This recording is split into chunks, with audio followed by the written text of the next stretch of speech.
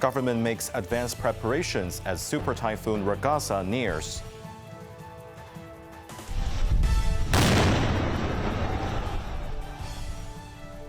Philippine riot police deploy water cannons at protesters as anti-corruption rally unfolds. And passengers stranded and flights delayed at European airports after suspected cyber attack.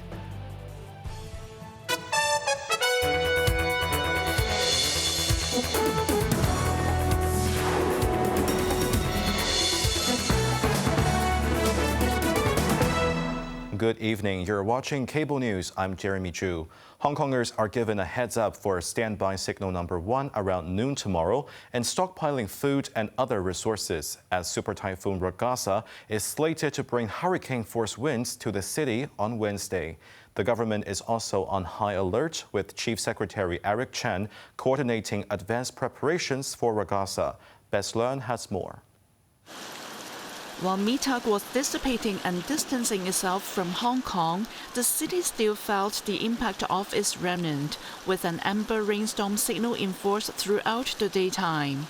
Typhoon District and the eastern part of Lantau even saw rainfall exceeding 70 millimeters. But the worst is yet to come. The observatory once again put on everyone's radar that Ragasa, meaning rapid movement in Filipino, would move towards the vicinity of Luzon Strait and continue to intensify before approaching the Guangdong coast on Tuesday.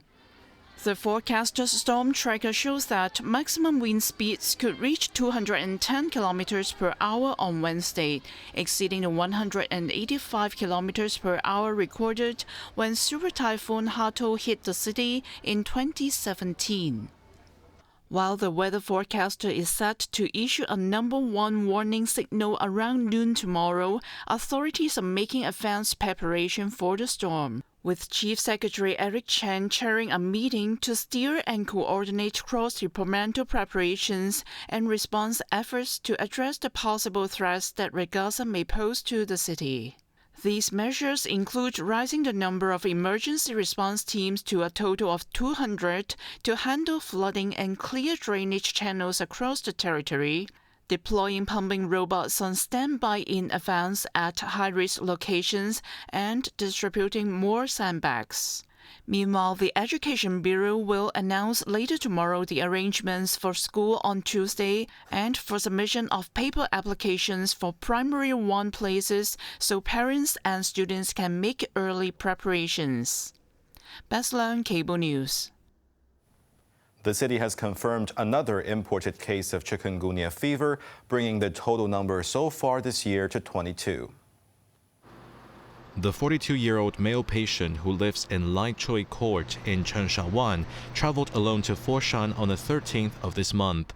4 days later, he developed a fever, along with joint pain, rash, and headache. He sought medical treatment in Foshan before returning via the Shenzhen Bay port on Saturday.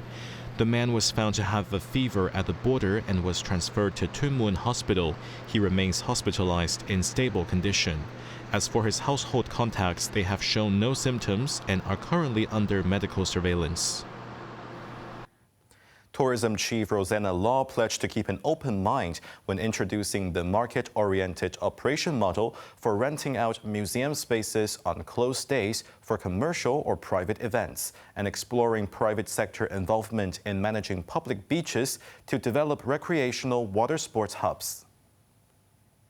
Further elaborating on the latest policy address proposal, Law highlighted the Hong Kong Museum of Art's prime location along the Tsim Sha Tsui waterfront with its attractive Victoria Harbour views, suggesting the venue could potentially host fundraising galas, dinners, or fashion events, and emphasizing the government's openness to creative and innovative proposals to maximize public spaces. Operation of museum costs a lot of money. And of course, it would be good for the venues and the facilities be fully utilized so that people would be more interested in going to the museums themselves, and also in terms of generating more income for LCSD or the government as a whole. Law also expressed enthusiasm for developing water sports, recognizing public interest but noting the need for professional equipment and instruction. The government is open to working with operators while ensuring public beaches remain accessible and do not become exclusive, she said. When asked why the policy address no longer emphasized the night economy, she explained that the Night Vibes campaign was launched during post-pandemic recovery to boost economy. But now, with Kai Tak Sports Park operational and major events like concerts and football matches boosting business, the focus will remain on the mega events plus tourism strategy to attract both residents and visitors. Financial Secretary Paul Chen said he expects a bustling consumer scene thanks to recent stock market gains and upcoming mega events. But he told local retail and catering businesses to embrace change and carve out their niche amid closer integration with the mainland. Jamie Liu reports. Speaking on a radio program, Chen said while the city's financial market development may not directly boost the retail and catering sectors, he believed market sentiment has improved. With continued capital inflows into the stock market and more mega events on the horizon, the finance chief expects a bustling consumer market. But he urged that local businesses still need to adapt, reminding them of the northbound travel trend among Hong Kongers amid integration with the mainland and the ease of travel. For example, traditional Chinese restaurants may need to make some changes, as nowadays there are fewer wedding banquets and feasts, he said. The financial secretary noted that some shops have found success by focusing on niche markets. Jamie Liu, Cable News. Starting today, drivers have to pay more when using the Shin Mun tunnels and Aberdeen Tunnel, as the tolls have been increased to $8 for all vehicle types. The new fee represents a rise of $3 from the original charge of $5, the first increase for either tunnel in 34 years. Transport authorities anticipate the hike will only have a minimal impact on traffic flow. They also believe the new pricing will bring the tunnel's operations much closer to a break-even point. For the latest information, drivers can check the updated toll standards using the HKE Toll and HKE Mobility mobile applications. Thousands of Filipinos joined a mass demonstration in Manila to express anger over alleged corruption in government flood control projects believed to have cost taxpayers billions of dollars. A violent crash prompted police to use water cannon to disperse protesters, with at least 17 people arrested. Jamie Liu has the story. A container lorry was set ablaze after protesters used it as a road barricade. Riot police formed a defensive line against the crowd with shields as masked men hurled stones and objects at officers. Police later moved forward to the crowd and arrested several people, with some lying face down on the ground.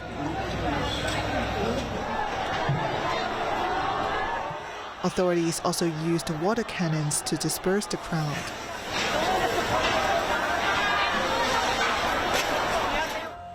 Meanwhile, organizers said some 49,000 people joined a mass rally at Luneta Park, which began largely peacefully this afternoon.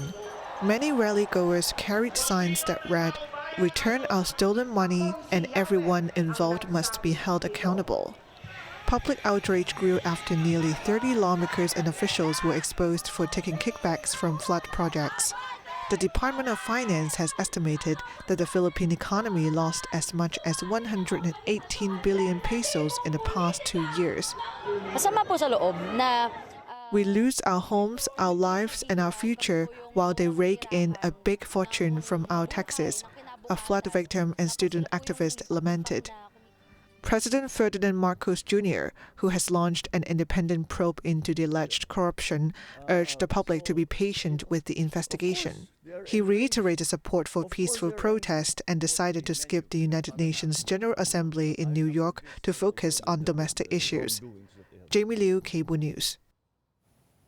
An emerging TikTok deal with Beijing will ensure that U.S. companies control the algorithm that powers the app's video feed, and Americans will hold a majority of seats on a board overseeing U.S. operations, the White House said.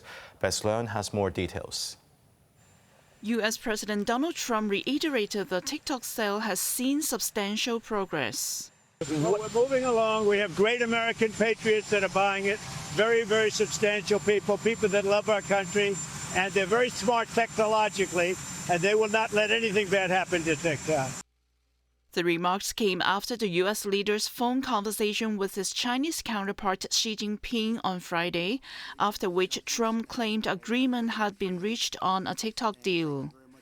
Speaking on Fox News, White House Press Secretary Caroline Leavitt said details of the deal have already been agreed upon, and it was just a matter of actually inking the deal, adding that it could be signed in the coming days. According to the details that Leavitt unveiled, among the 7 seats on the board that controls the app in the U.S., 6 will be Americans. The American board members allegedly will have national security and cybersecurity credentials, and the remaining board member, chosen by TikTok's current owner ByteDance, will be excluded from the security committee. In addition, Leavitt seemed to have confirmed Oracle's participation in purchasing TikTok, saying the data and privacy would be led by Oracle, and the algorithm will also be controlled by America as well. Yet, all of these are still lacking confirmation from Beijing. The commerce industry issued a statement on Saturday that was less clear on the prospect of a deal, saying the government welcomes the firm to carry out commercial negotiations under market rules to reach a solution compliant with national laws and regulations, and strikes a balance of interests. Bess Leung, Cable News. Hundreds of flights across multiple European airports, including Heathrow, have been severely disrupted due to a suspected cyber attack on a shared airline check-in system, leaving passengers stranded. Heathrow Airport in London confirmed that a multi-airline passenger check-in and baggage drop system provided by Collins Aerospace has been down since Friday. A journalist traveling from London to Cape Town described scenes of confusion. I checked in online the day before departure, but they weren't able to issue the boarding passes, and they told us that we must collect our boarding passes at the check-in desk, and that's when this whole madness started. Similar disruptions were reported at Brussels Airport in Belgium, Berlin-Brandenburg in Germany, and Dublin Airport in Ireland, where manual check-in replaced the system in some counters. Brussels Airport even asked airlines to cancel half of all departing flights on Sunday. Collins Aerospace, owned by one of the biggest defense and aviation firms, RTX, is known for producing systems such as the Patriot missile defense. Cybersecurity experts said the intrusion exposed vulnerabilities in security systems and called for backup plans for emergencies. The focus seems to be upon trying to create societal disruption, undermining public confidence in authority, and that seems to be very much on the agenda here. There has to be better resiliency, not just in terms of is there a manual workaround, but is there a secondary form of technology that can be deployed when the primary form falls down.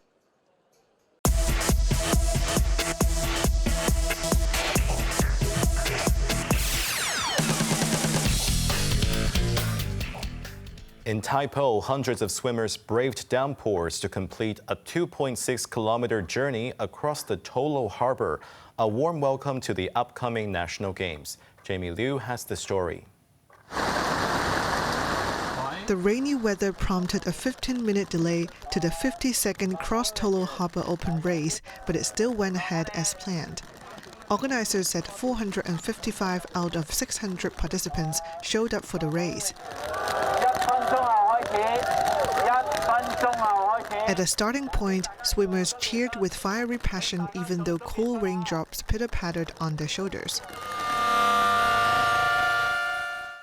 Beginning at Shalan Beach, swimmers had to complete a 2.6-kilometer course to reach Tai Mei Tuk Water Sports Center.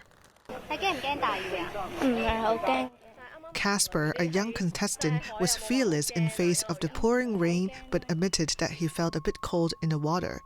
A 76-year-old participant who celebrated his birthday yesterday was thrilled the competition went ahead as scheduled after a long wait. The men's competition group champion, a first-timer, finished at 33 minutes and 43 seconds. During the competition, the thunderstorm warning was enforced alongside the amber rain alert. The Typhoon Sports Association, the organizers, said they proceeded with the race after a weather assessment, adding that no thunderstorm warning was in effect when the starting gun fired at 10:30 a.m. The association said the decision was made by the emergency response team, which include members of the Hong Kong Life Saving Society. Jamie Liu, Cable News. On to the weather now. Mainly cloudy, occasional showers at first. Showers will be heavier with thunderstorms in some areas, becoming fine tomorrow and very hot during the day. Temperatures will range between 26 and 34 degrees. That's our news tonight. I'm Jeremy Zhu. Thanks for watching. Good night.